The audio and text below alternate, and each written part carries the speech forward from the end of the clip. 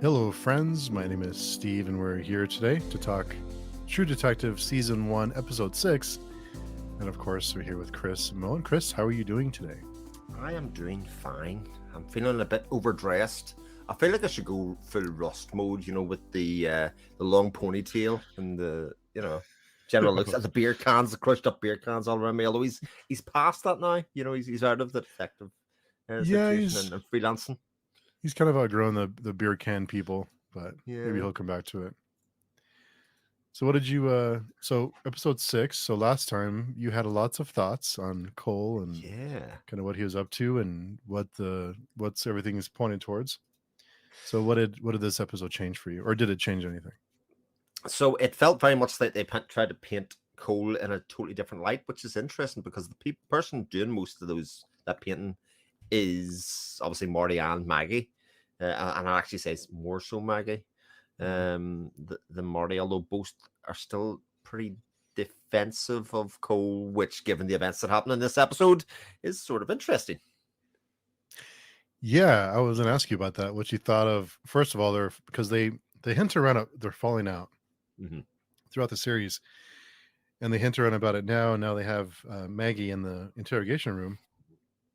So what was your thoughts on that, on the falling out? So I think I predicted about episode 2 or episode 3 or what it was that Maggie is going to be the falling out point. It seemed that Yeah. they'd set that up quite well, regardless of everything else that was going on in the case, all the weird and wonderful stuff was going on. It was going to be centered around her, and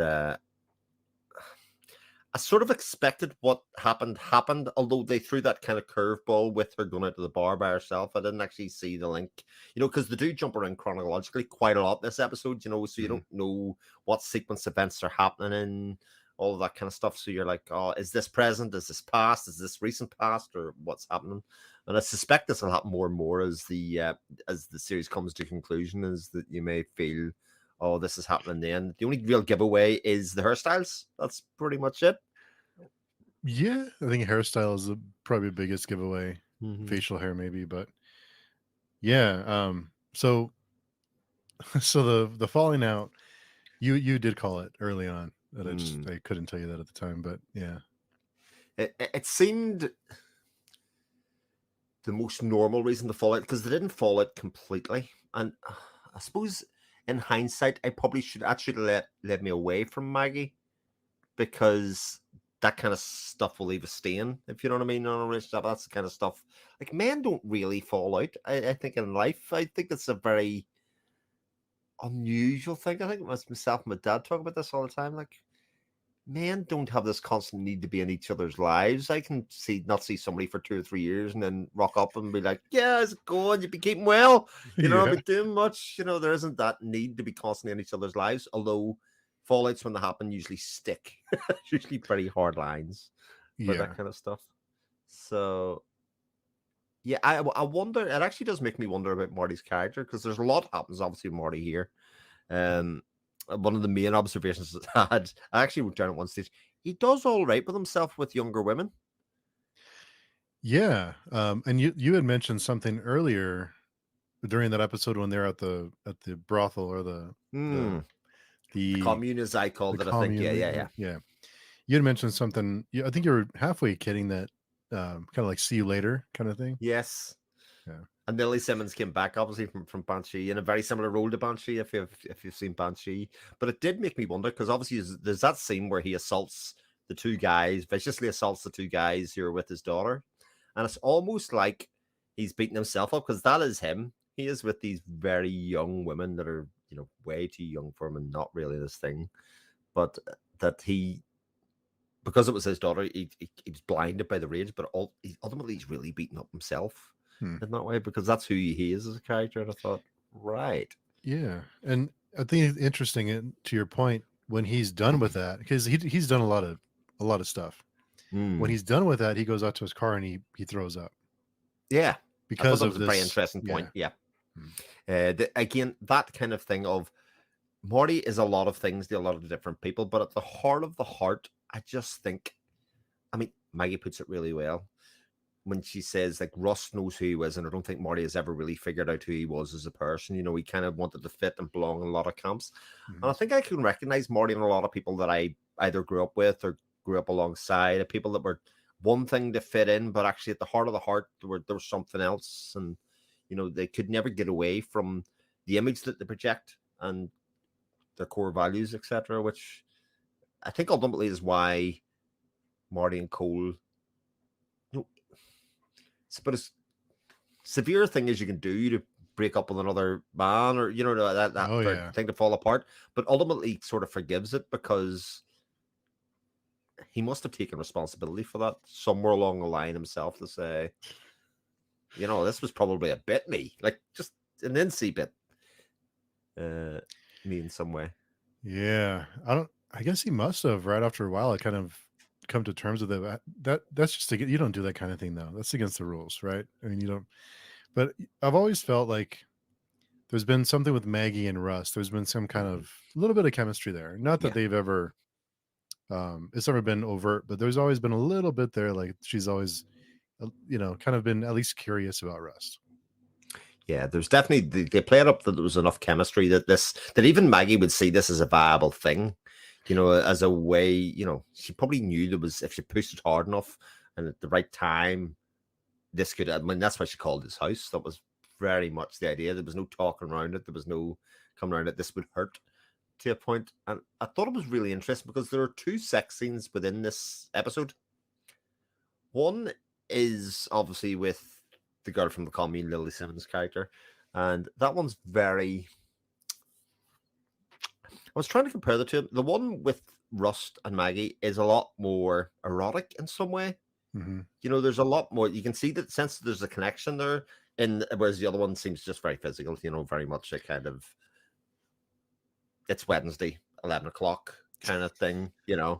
This is what I'm gonna do. But you really felt the connection at the heat, which also led to the realization, like so well acted and so well portrayed, of Rust when it finally happens, and he the self hate and the hate of himself that he knew what was happening and he couldn't control it, obviously because of the drink or whatever it was, and he got very angry about it. And you think sympathize with him because she did very much use him. Oh yeah, yeah. She used him, and of all the things to be done with Marty, of all the things Yeah, to do, that's the thing that would get rid of him. I mean, that's the thing that he wouldn't ever get over. I think she tells him something like that, like yeah. it's the one thing you can't get past But for me to be and with him. this comes back to the point of actually painting Rust in a different light, because obviously I've been setting him up and very strongly in the train of Rust's in the middle of this somewhere, and he still might be, but actually it's Maggie who's portrayed as the bad person, is because she projected her disappointment and hate with Marty and involved Rust in something that it was very unfair. Like, Yeah, yeah, and yeah, created a situation whereby, I mean, if nothing else, Rust was pretty badly beaten up. I know Marty was in the receiving the end of a fair bit of it as well, but there was a pretty physical encounter there between the two of them. yeah. I kind of get the feeling that Rust lets him get a few shots in. He Mm, doesn't fight back as much as he could. He kind of lets him. Kind of feels like he deserves it. Like maybe yeah. it'll make him feel better, kind of Well, it thing. was that thing. He turned up for his files, but I don't think he really did. He just needed to face and get that kind of demon Mhm. put aside, and just be done with it. Let's move on past this, or certainly he needed to move on past it in order to do whatever else that he needs to do, or he feels Another he thing, needs to do. you had mentioned that the sex scene between Lily Simmons and Marty, and in that room, there's lots of like almost like children's things in it. It looks like a Hmm. little girl's room, which made it a little Creepy. creepy. Yeah.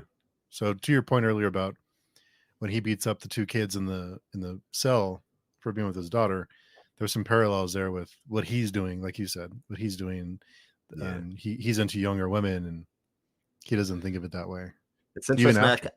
I kind of thought if you were one of the two young men in the cell, what would you have done? He gives them the choice. You can either get Yeah, charged with statutory rape or come out and I'll beat the crap out of you. And I would let him charge me because that means dragging his daughter through it. I mean, a smart man would look at it that way and says, "You're not going to put your daughter through that. This is very much." Yeesh, I don't know. Then I mean, yeah. I guess That's a I risk. might take the beating. I'd probably take the beating and just be done with it and just take my beating. I'm a one, Because Steve. imagine the beating you'll take in prison after that. That's That's right. long term. See, if the two of us had been there together, Steve, you'd have talked me into it and said, right, okay, good point I there. would have taught you into it. Just let him beat you up and let's get out of here. One's a risk you might get away with, but the if you don't get away with it, the fallout's way worse than just taking the beating. You're right.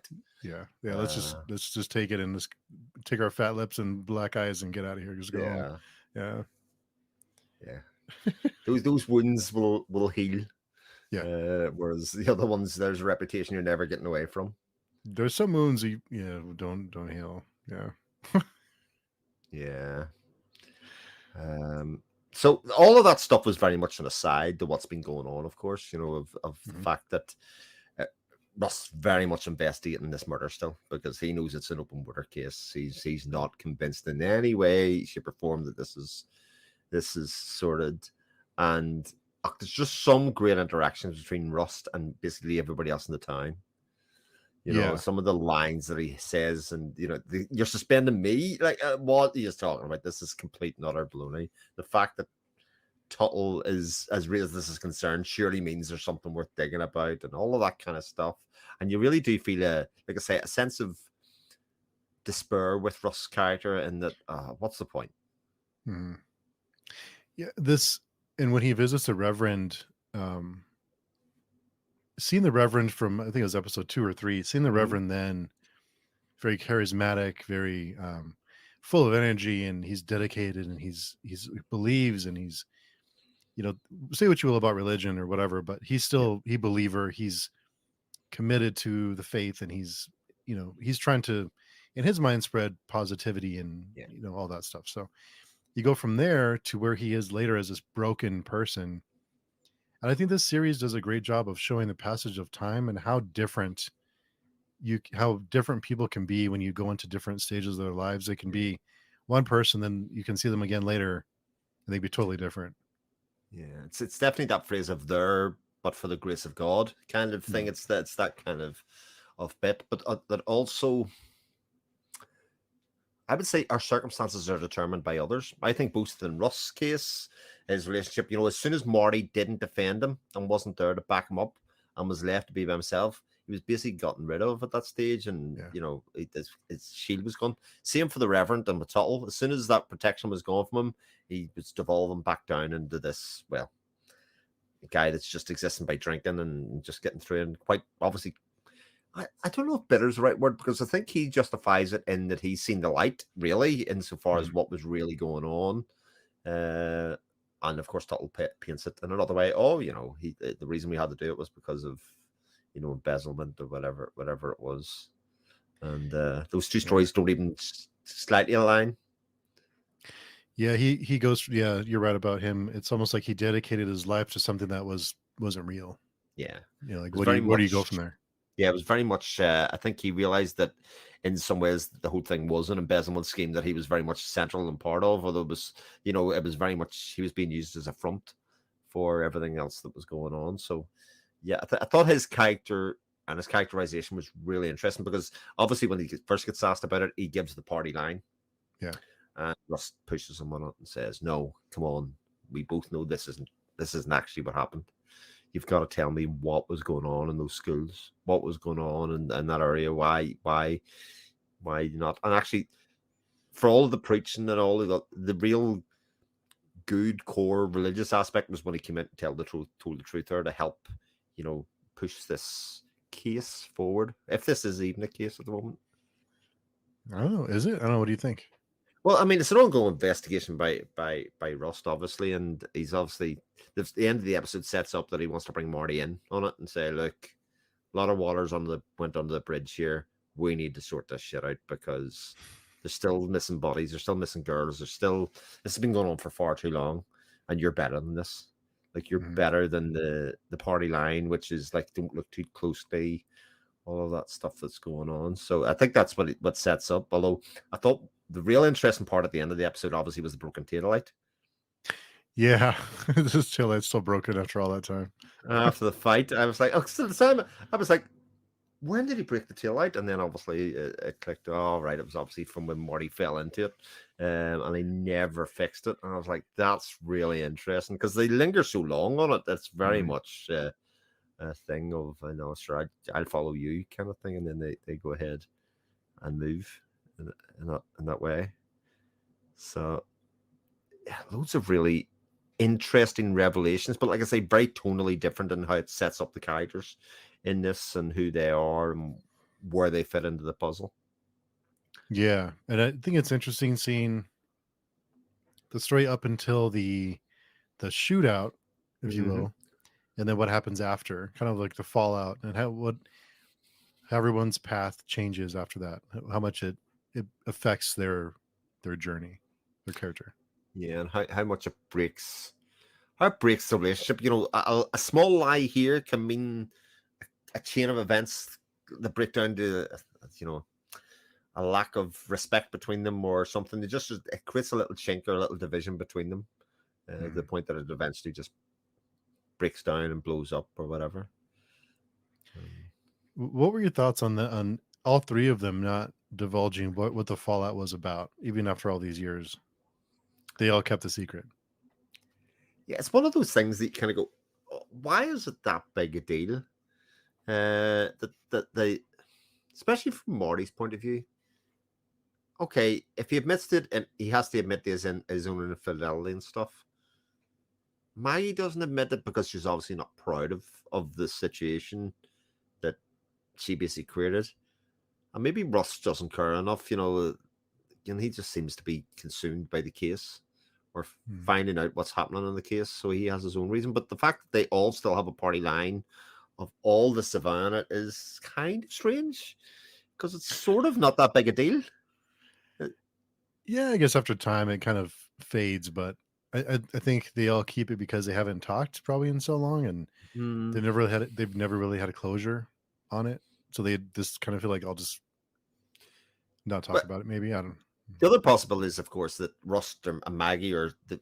It seems very clear that Maggie and Marty are very much separate paths in life at this stage, but it doesn't disavow the fact that Maggie and Rust could have kept in touch in some ways. Although she does say like Rust was always seen to her like a good man. Yeah, He was good sense of righteousness. I think I wrote something down, but yeah, he knew who he was. He knew what was right, what was wrong, and whereas Marty kind of maybe not quite so sure, had good ideas but couldn't follow through with any of them. Um, well, he follows through with some ideas. he certainly does. But it's funny how even before all that happened, their relationship had started to break down a little bit before that. It wasn't just all Maggie; they started biting Yeah, at each other. Marty started having to go at him about his relationship breaking down and how he hasn't been the same since that happened because he couldn't do and whatever. And so there were chinks in the armor there. And yeah. even that bit about the relationship, and that Cole pretty much points out to him that I made you. You know, let's not be shy about this. You are who you are, and you have your reputation because I give you it. And it was like that wouldn't jibe or sit very well with somebody of Marty's standing or ego at all. He Is, would no. is he wrong? I think it's a little unfair.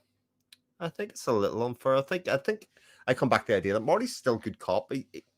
He's from the area, and I think when you're from the area and the place where you're growing up in, you kind of become a bit oblivious Hmm. to its nature and the things that happen. You know, he's obviously known who Tuttle, etc., was for a very long time. And the things that were going on there, you wouldn't see. You can't see exactly what's in front of your face. But like I was talking about many weeks ago with the abandoned buildings, it's only when you really look at the place they are in the locale.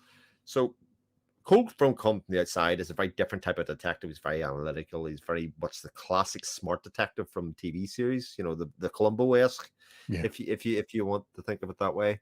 And so we as an audience sympathize with, or well, sympathize is the wrong word, but we see his qualities as a detective quite clearly.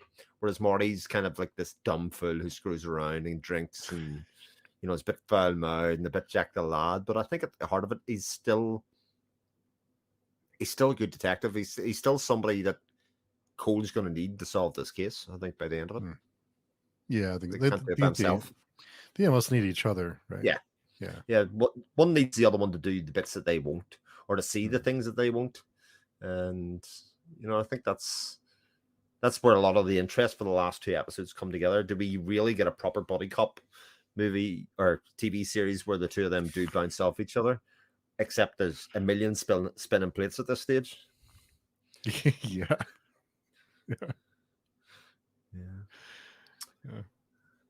Uh, the scene then with Tuttle, obviously, when he does go to prison, straight after being told don't be messing around and be doing representing yourself or doing all that kind of stuff, and he goes straight for the juggler.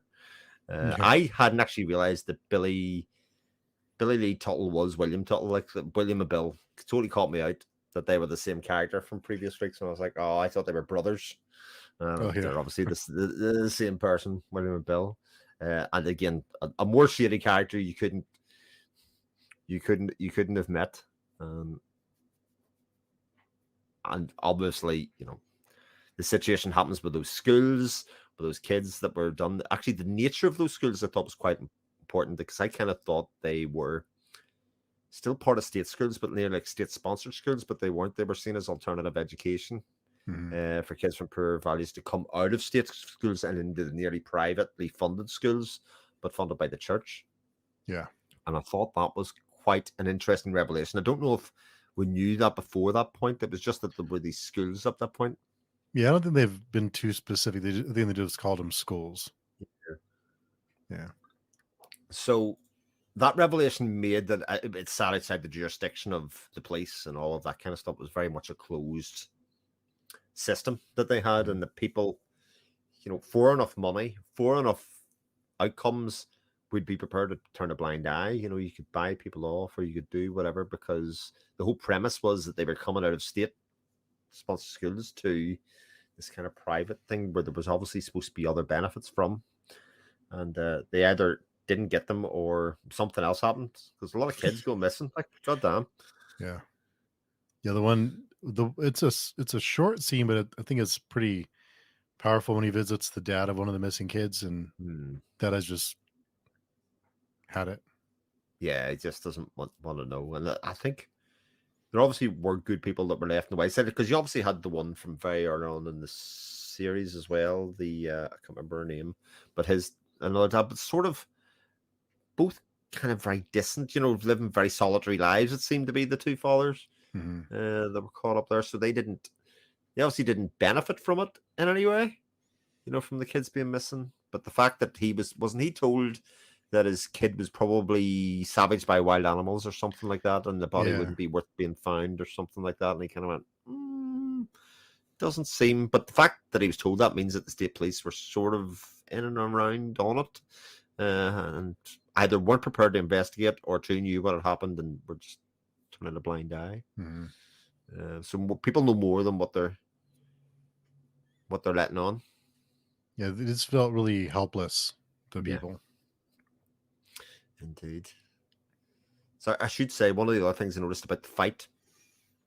So when he says Cole's outside, Marty goes to go out, stops, goes back, takes his gun and his belt off, and then goes back out. Again, another sign that Marty's much more self-aware and not just the complete and utter hothead that he sometimes appears to be. Hmm. He's very considerate. He knew he wanted to take it out physically, but it seems he didn't really want to either hurt him or cause or do something long-standing.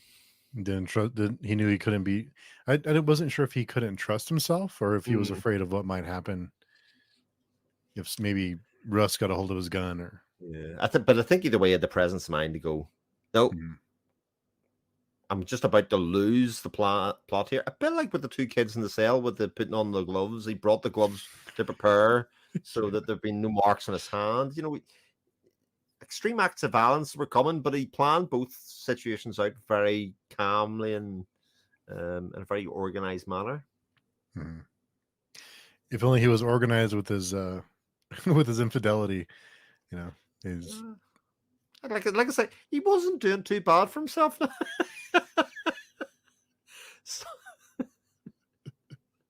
Oh dear.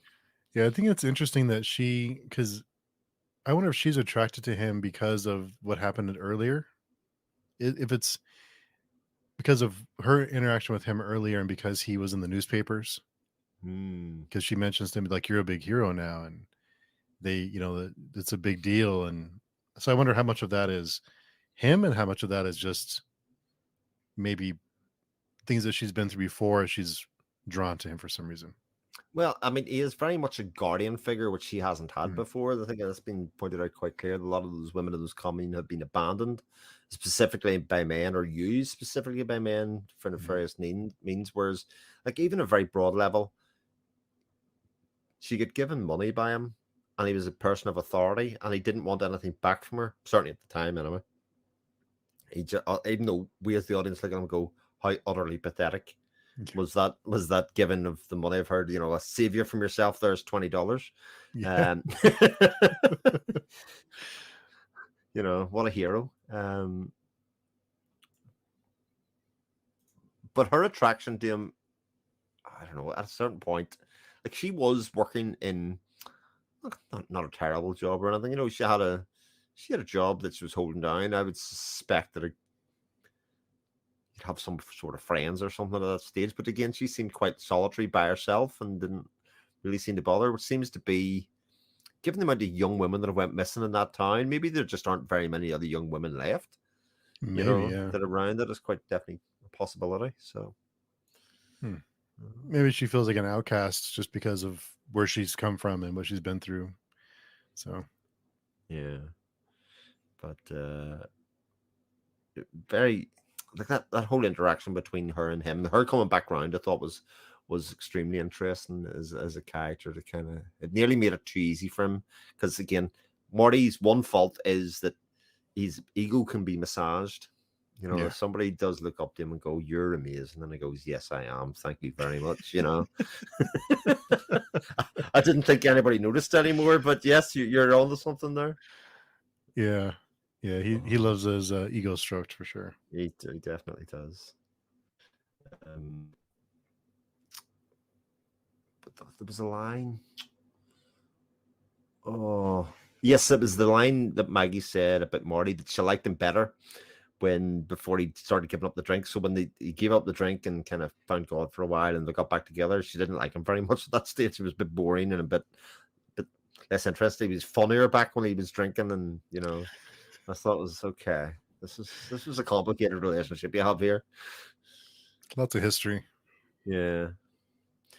Um, the other really interesting scene then obviously was the girl that he got the confession out of, who was killing her kids. Oh, Yeah. that was rough. Yeah. That whole SIDS thing. Um, that was rough. That would leave a stain, especially if you look back at that poor young girl and the kind of traumas she goes through and everything else that's happening at that time. It's it's very tough and very well acted. I actually looked up to see that actress's name and I couldn't find her to see if she Hmm. was in anything else. Um, she wasn't certainly highlighted on it, but I've seen her before. I don't know her name, but let's see if I can find it. there is that darkness that comes at the end where he basically tells her to go kill herself. Like, that bit was Yeah. okay. There's like there was a calmness about it and a coldness about it that was very much right. I'm just gonna get my coat here and go, and that's why it was so well acted, because the disbelief of the trauma that she was going through and admit it, to then be told, "Oh, this person didn't have my best interest at heart at all. It wasn't a Yeah. thing." Yeah. Yeah, that was rough. Yeah. And the other girl that she talks that Russ talks to in the hospital, what'd you Mhm. think about that one? So again, that was, I think I talked about that the previous weeks, that with these two kids, there had to be something else involved there, between obviously the young boys there, but she was left. It's a strange scene Mhm. because it kind of leads to the fact that we can't go back there again. But obviously that scene is in there for a reason. Narratively, I don't think it was obvious that he would go back and visit her, especially in such a drugged comatose state, something like that. He didn't get anything out of it other than she howled and wailed. The only thing narratively that happened is he ends up getting it's his first reprimand in work for going to do it. Thought that was a bit weak. Hmm. I was just doing his job, just because it ended in a squealing match or otherwise. He walked away fairly quickly. There was no major issue, but like, does it really do anything else? It feels incomplete Hmm. insofar as that girl. Maybe we're another 5-10 years later after that of it, or what is it, 2002 to was 10 years or something afterwards. Yeah. Um, Maybe when he goes back to see her again now, she isn't much. In the next two episodes, revisit that again. She's in a different state to answer those questions, and maybe not as traumatized or otherwise. But we shall see about that. One of the great Yeah. mysteries. Yeah. I mean, just imagine going through something like that and then having to live with it at such a young age. I, maybe it is one of those things where maybe that leads on to the fact the conversation with that was afterwards, where he does tell the girl at the same stage, you may as well kill yourself because this kind of trauma you don't come back from. I've Yeah. seen it with my own eyes. This kind of stuff is just not something you can ever live with. Even when he probably thinks about himself and his relationship with his own daughter who died, it scarred him very badly over that period, and that he lost a wife and a relationship over it Hmm. at the time. So. I'm trying to think what else do you have on your notes? So what else do I have? I have a lot of the interactions between the interaction between Maggie and Marty when she tells him she's sitting waiting very carefully. And it's not Yeah. enough to just tell him; she has to say it in such a way that it really hurts his masculinity. Oh yeah. That she hadn't had sex like that since before the kids and all of that kind of stuff is like Yeah. very much just to hurt him and exactly the bits that she knows will hurt Marty. The emotional connection is one thing, but actually, that his manliness or his masculinity was called into question is something that would hurt him quite a lot. But Yeah. yeah, She knows exactly what to say she does. to get him, and all that is just to make him go away.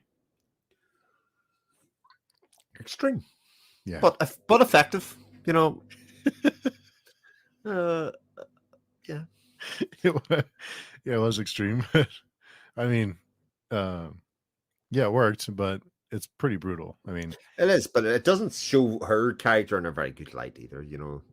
It's very much everybody's a bit fucked up in that place in some way, whether it's because of what's happening or just the general area and region. Um, yeah, I kind of took it as Maggie is just she's been through so much and she's put up with so much for so many years. And she's taken him back, and he keeps doing the same, and she's just like had it, and she's just you know and they just stop. Yeah, Yeah, and she yeah, just wanted to be done with him, and will do anything she has to just to be done, just to make him go away, because he won't try and reconcile anymore. He can never. It'll never be the same. no, it won't. Uh, but which I thought, obviously very cleverly written and very cleverly played out because there is a finality there is an end to that relationship, especially when it's kind of intimated that his relationship with his two daughters is already gone and broken anyway, even before the assault. It's very much he's the outsider, even how he treats them when they're watching TV and all of that kind of stuff. He's not daddy hero. When the kids used to run out to him and daddy, how's it Yeah, going? He's not that man anymore, and he's back drinking and all of that kind of stuff. So, crazy. Yeah, yeah, great though. yeah, indeed. So, the only other things that I have are around things outside the show.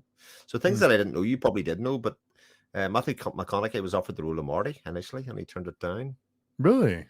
Yeah, so I don't even know how it came up on my YouTube feed, but it was an interview with McConaughey, and he says no, he was offered the role of Marty, and he went back and read the part of Russ and went back to his agent and says, "Look, I don't want to do Marty, but you got to get me this part of Russ. There's much more interesting for me to talk about." And the fact, obviously, Harrelson and McConaughey are very good friends, but they were asked about the relationship on set, and Woody Harrelson says, "I don't know. I never met Matthew McConaughey on set of Oh, True Detective because he was always in character." He's Oh, meth, very yeah. much, yeah, he was method the whole way through. So he says, "I've no idea what Matthew McConaughey was like on True Detective because yeah, that wasn't him." But they've just been cast in a new Apple TV show. It's come out, Yeah, comedy, right? comedy. Yeah, that seems very. I mean, I can't remember. I remember just looking at the set and going, "Okay." I mean, if that's a comedy, I'm not really sure, but that's interesting that they get put together, especially because they do seem to be such good friends. Yeah, I wonder if it's gonna work. I think certain things they come and go and you leave them alone. Hmm. You just, there's I don't know. You trying to say Lethal Weapon 3 and 4 shouldn't have been made? I don't know. That's pretty. No, they should have just stopped. Yeah. Leave Beverly the Hills ball enough Cop alone. 3. Yeah, okay, I can accept that one. Yeah, it's That's been a fine. while. I don't know. Yeah. But yeah, interesting setup because it does, and I,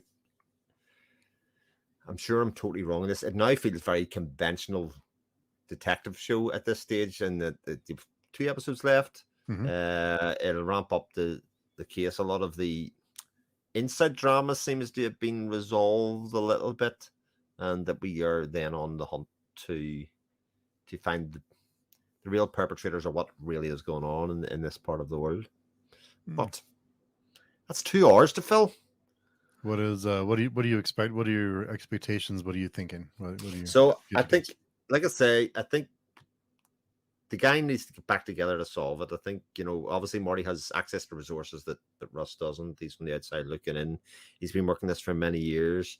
But obviously Russ is fed up playing the games with the detectives. That's the bit that I still think is quite interesting. So the 2 detectives that have been investigating the investigation in the story that I just outlined, they don't fit into that, but they obviously, it feels like their story's only starting, if Mhm. that makes sense. They've been doing the interviewing, but they obviously have their own angle and their own ideas, and they are very much looking at Rust.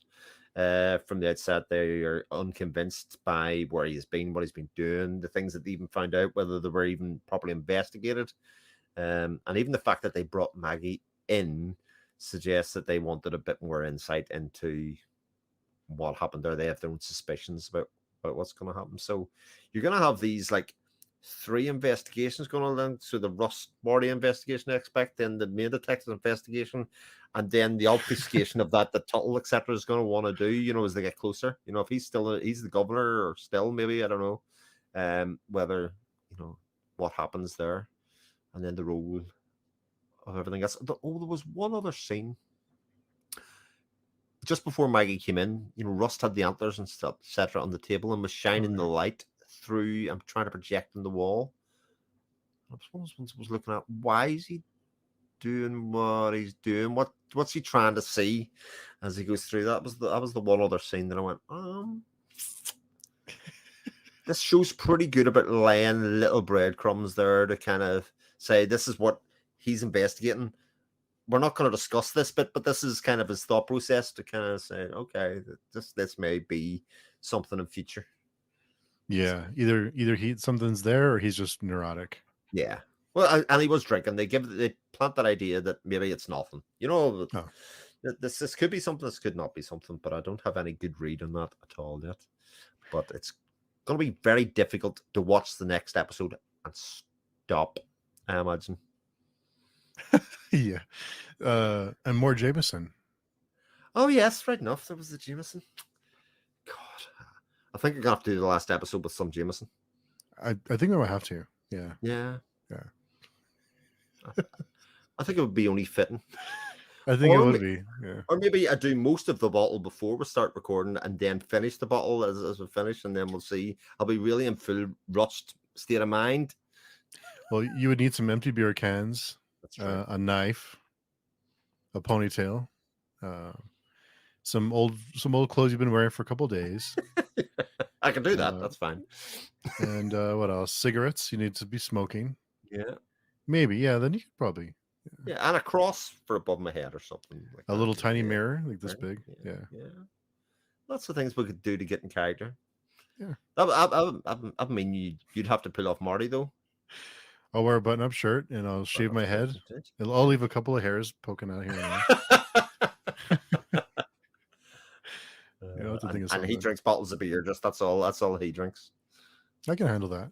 Yeah, Yeah, sure. Yeah. make it happen. So, very interesting stuff. Like very enjoyable to watch and guess and do all of those things because it is so multi-layered. I think Yeah. um, there's a lot going on, a lot that could be going on. Enough red herrings, enough layers that we can go down and chase. But it is interesting to see in the amount of characters that they're bringing back that you knew were actors too prominent to not come back. Yeah. Famous, which leads me to the one that hasn't reappeared is Clark Peters from The Wire. Lester Freeman. Oh He's in yeah. episode one, has not reappeared. To me, is way too famous an actor just to use for one scene in one episode. He's connected to the church. He's coming back somewhere along the line. We'll He's the, see. we shall see. Indeed, there could be a really great red herring to use my way of watching TV series against me. It occasionally happens, and I've actually heard some TV producers talk about it and directors talk about it that they purposely insert a sort of semi-famous actor into a role as a red herring because a lot of people have worked out that if certain level of actors cast on a show, they have to have prominence. Hmm. And so they did it on purpose just to kind of throw you off. So this could be one of these cases or could not. So we shall see. Maybe. Maybe I so. don't have anything else to go on other than the fact that I recognize Clark Peters. That's it. Did you said it would be hard to not finish. Did you want to do the last two episodes together next week? Oh, we can do one at a time. It's kind of Yeah. it's kind of fun because if they do tease something at the end of the next episode, then the speculation is 90% of the fun anyway. It's true. Very true. Yeah. Well, cool. Anything else you have in your notes you want to mention? No, I have went through everything that I had noted, even though I basically just I feel like I write down the script. By this stage, I'm writing down the script. Yeah. My typing speed's got up to a point where I'm like, all right, okay, we're getting disappointed. They keep on getting longer and longer. I've looked back at my episode 1 notes; they're considerably shorter than my episode 6 notes. But I suppose that's the idea. As you learn more about the experience and about what's going on, you're gonna have more Yeah. to say.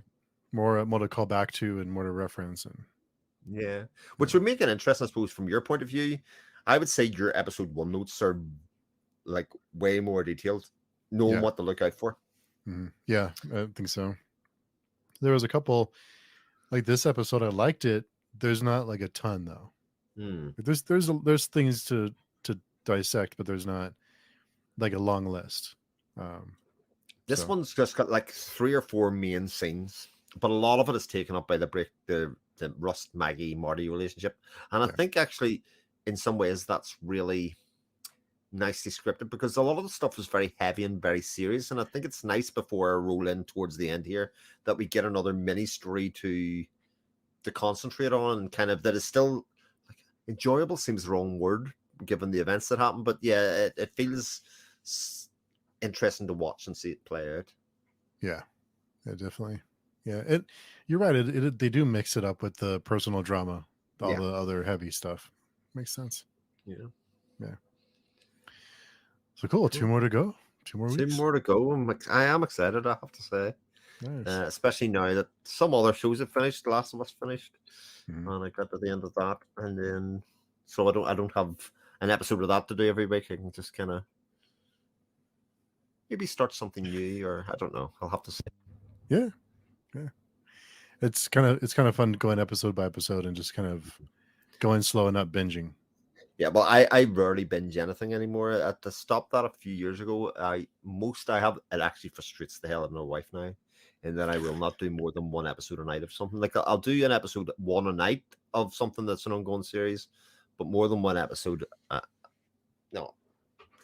It's Hmm. more fun 1 episode at a time to kind of think and evolve and have it sitting in you all day. Yeah. And I think in some cases my wife does enjoy it because she's like something's really tense 1 week. She's like, I cannot think about anything else all day, other than the episode, this episode, and how disturbing it was, or how much it's affecting me, or how much I'm worried about the characters and all that kind of stuff. And I don't think you get that if you just binge. No, you don't. You don't. So I enjoy that part of it for sure. Nice.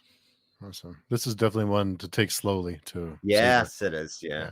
because my wife was going to catch up with me for the last couple of episodes, and I went, but then you're going to do like 6 episodes at once, and I think you're not going to get the real true flavor. I think of because part of this is the world that it's in, etc. So she watched the 3 Hangover movies today instead in a row. Oh Wow. my god! This And is how a are lot of, you as a human being now? oh, it's a good laugh at least, It right? is indeed. She laughed. I mean, there's worse things you could do. Indeed. Oh yeah, a lot worse things you Good can day. do. Yeah, indeed. Good use of the first day of midterm. Nice, nice. So next week we'll be on your channel talking episode Yes, 7, almost there. indeed. So everybody come by and catch us there. But Chris, in the meantime, if someone wants to get in touch with you, where's the best place to find you? So you can find me on my YouTube channel, just at my name, or you can find me on Twitter at 7o'clockshadow, or on the Page Tune forums, where we have more reads getting started. And Yeah, there was a lull, and now there's not much of a lull anymore. yeah. I think we're stretching things out though, Yeah, so it's that's a little easier what to it is. manage. Yeah, it's good stuff. So cool. Well, until next week, we will see everyone soon. Be talking episode 7, and hope you join us next week on Chris's channel. We'll talk to everyone soon. Take care.